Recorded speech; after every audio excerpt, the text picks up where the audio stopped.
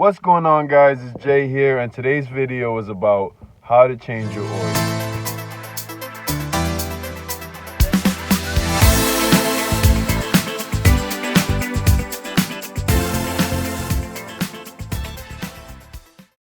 Now, there's a few ways you can go about this. You can go to a mechanic shop or a dealership, or you can go online and Google your nearest mobile oil change service.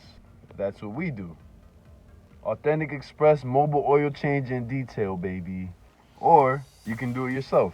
Today, I'm going to show you how to do it yourself. Now, for starters, you're going to want to know what kind of vehicle you have. To figure that out, you can go in your glove box, take out your registration, and it should say it somewhere around the top. Or if not, you can open your driver door, and there's usually a sticker somewhere on the jamb there, and it'll say the year that the car was manufactured. Now take that information and go to your nearest auto parts store. Sometimes having the VIN handy helps as well.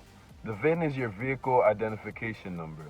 Now you can find that on the sticker on the door jamb as well, and you can find that on your registration as well. Now, the year, make, and model and the VIN of your vehicle is always good information to have anytime you're working on your car. Do yourself a favor and just take a picture of it. So once you get to the auto parts store and you tell them the make and model of your vehicle and the year, they're gonna tell you what kind of oil you need and what kind of oil filter you need.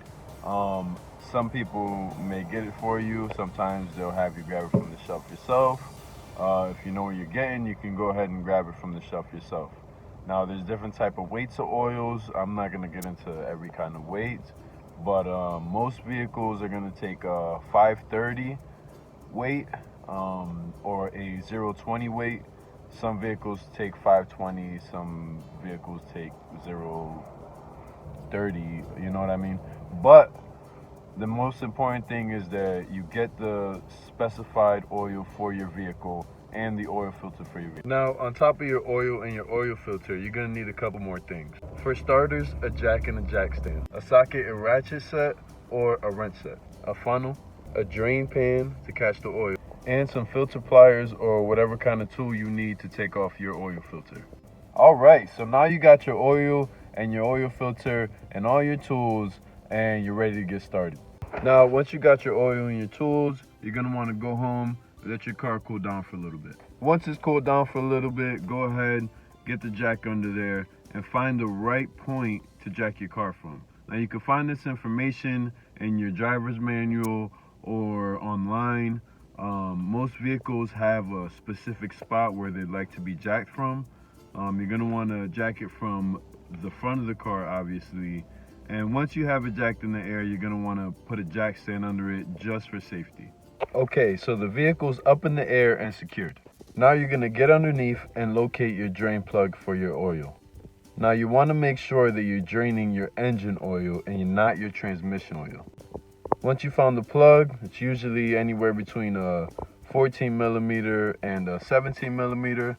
You go ahead and loosen that, lefty-loosey. Now make sure you position your oil drain pan in a position where the trajectory of the oil will land.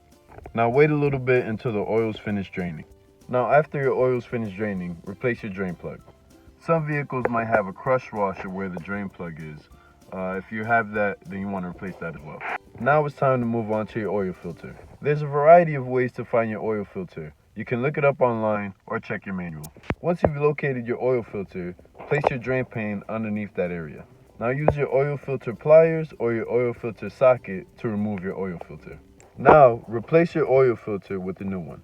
If you have a paper style filter, remember to change the O-ring gasket that comes with the new filter. If you have a metal can style filter, remember to check the mating surface so that the old filter didn't leave the rubber gasket on there. Sometimes when you take off the old filter, the rubber gasket that's on it will stay on the mating surface.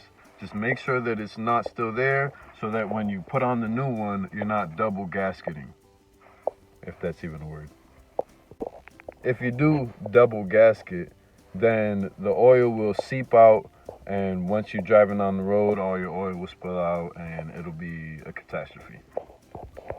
So don't do that. So there it is. Oil's out, new oil filter's on. Only one thing left to do.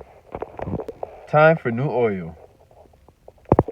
Now, while you're in the store, the person behind the counter or you with your Google expertise found out how much oil you need.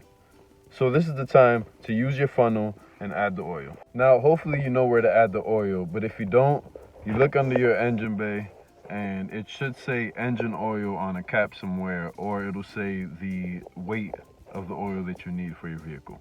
So you've added the correct amount of oil, you sealed the cap, you're ready to go. Hop in the car and give it a start.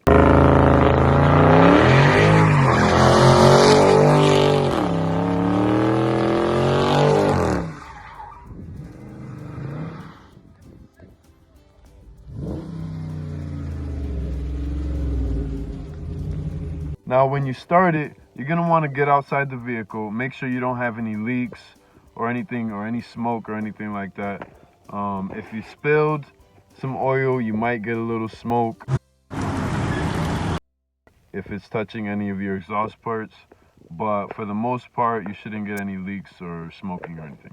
Now go ahead, remove your jack stands and lower your vehicle. With the vehicle off, go back under the hood and check the dipstick. Make sure that you have the right oil level. If all looks good, close up the hood and clean up your work area. Now before you're completely done, you might have to reset your oil maintenance light. That information you can find on Google or YouTube. Also, it doesn't hurt to get your own oil maintenance sticker and go ahead and write the mileage of your vehicle for the next oil change. I usually recommend anywhere from 3,000 to 5,000 miles, depending on if you're getting conventional or synthetic. And that's it, guys. Thank you for watching my video. Like and subscribe. I hope to make some more videos. If you guys have any ideas for new videos, I would appreciate it. Put it in the comments. I will gladly make some new videos for you guys. This is a new YouTube channel, and I just want to grow it and share with the community all that I have to offer, my mechanic knowledge.